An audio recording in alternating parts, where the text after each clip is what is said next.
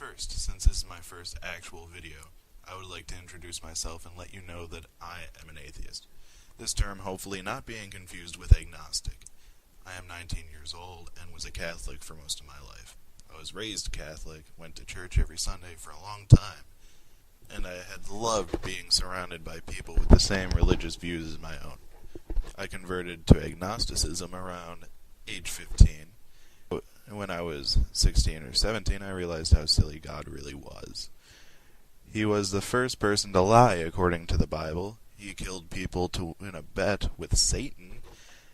And when I looked up how many people God killed compared to Satan, I found that God wins by an overwhelming amount. But mostly the problems don't come from the Bible itself, but with the attributes God must have in order to be God. God, according to most people, is omnipotent, omniscient, and omnibenevolent. Those qualities are logically impossible to have. One of the biggest problems I found is this quote by Epicurus. Is God willing to prevent evil but not able? Then he is not omnipotent. If he is able but not willing, then he is malevolent. If he is both able and willing, whence come evil? If he is neither able nor willing, then why call him God? Basically saying, evil can't exist if God exists. And if it does, then God isn't real. According to Christians, God and evil exist. I would say, where does evil come from? And they would answer, Satan. I would ask, who created Satan? They say God.